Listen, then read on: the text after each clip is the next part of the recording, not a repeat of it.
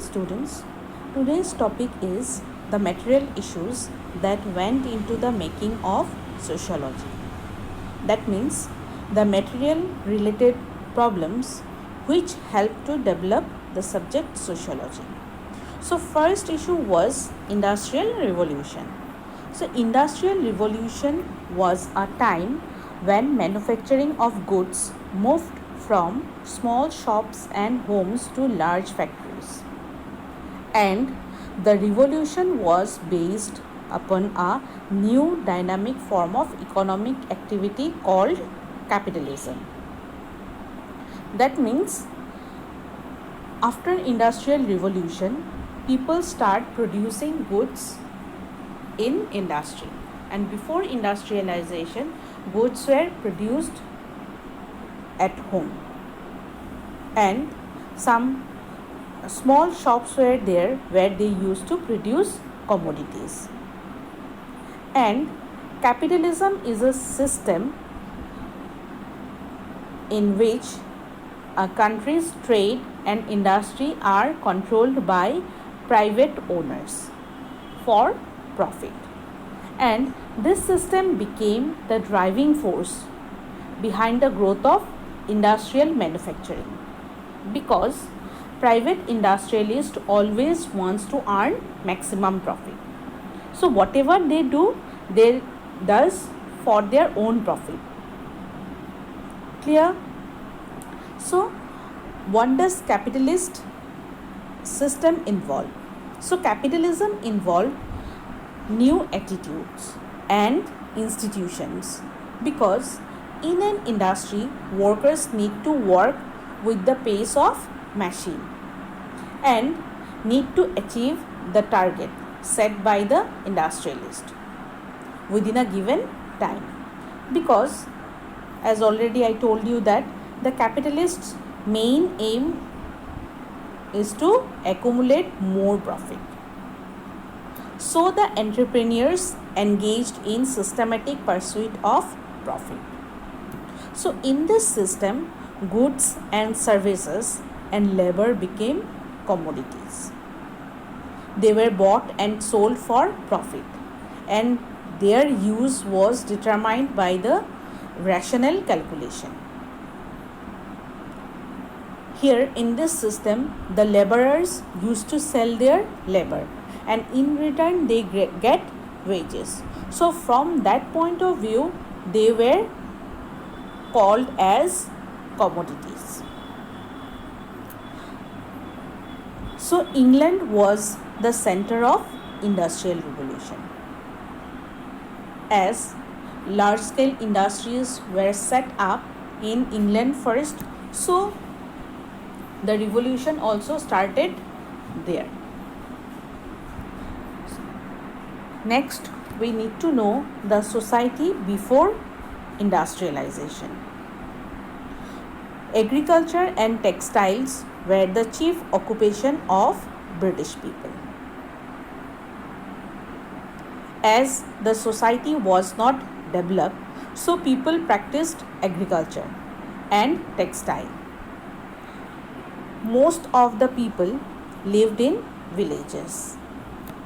Like our Indian villages, there were the peasants and landlord, the blacksmith and leather workers, the weavers and the potter. As already I told you that agriculture was the main occupation at that time, so most of the people lived in rural area. So if they reside in rural area, so there must be peasant and landlord and blacksmith and leather workers, isn't it? So most of the people lived in villages. So society was small. In Indian villages too, you know that the society was small. In villages, every single individual know other individual who reside in the village. So society was small and hierarchical. That means some people occupied high position and high status in the society, and some other sections of people occupied low status in the society. So like Indian society, as some people are occupying high status, some are occupying low status. In England, before industrialization, society was divided on the hierarchical basis. So after industrialization, society get changed. At that time, there was degradation of labor. The private capitalists pursue increased control over their workforce. And the principal means for securing this control is used to be the separation of occupation and execution. That means all the plannings and designs were done by the managers and the workers being delegated only the responsibility for operating pre-programmed machinery and performing routinized and de-skilled tasks. I think everyone can imagine an industry where the workers used to work, where they don't need to do anything. All are done, only they need to do the work which are assigned to them, where they don't need to use their own skill. And it stripped formerly skilled employees, both in their skills and self-respect. That means due to industrialization, the knowledge of the workers has become useless, as they need to work according to the system of the industrialist. Okay.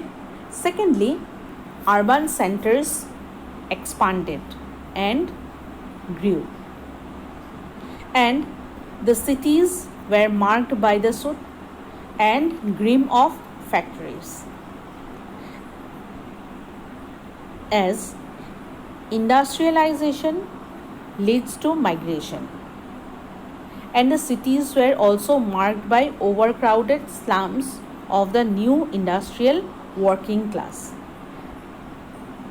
And as because there was migration, people start moving from rural areas to urban areas, so there was bad sanitation facilities and general squalors and the new kind of social interaction. So obviously when people migrate from rural area to the urban area, it is not so that only one section of people from one village will go to the urban area. So from different villages, people will go to the urban areas to work in the industry. So different kinds of people will mix with each other. So new kind of social interaction will develop in the urban areas. So obviously all the people will not agree with other sections of people. So people normally engaged in general quarrels where they argue with each other. Okay. Next point is division of labor. So the factory and its mechanical division of labor were often seen as deliberate attempt to destroy the peasants and the artisans as well as the family and local communities,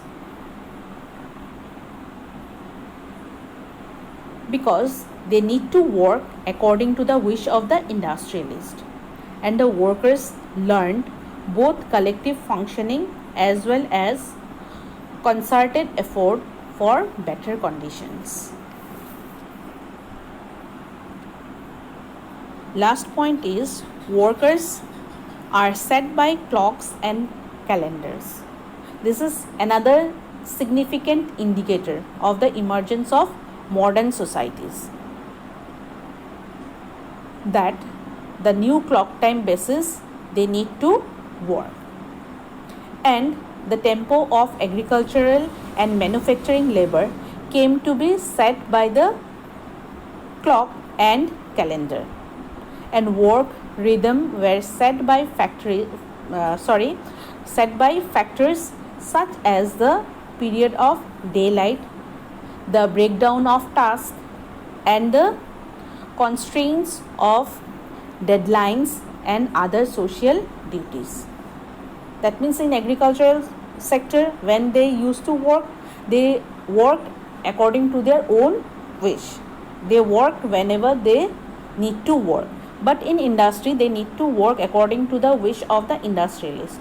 So whatever time set by them, the workers need to work with the pace of that time period. Moreover, they need to work according to the calendar. That means they had a target and they need to achieve the target within the given time. So these were the features of industrial societies. Okay, thank you.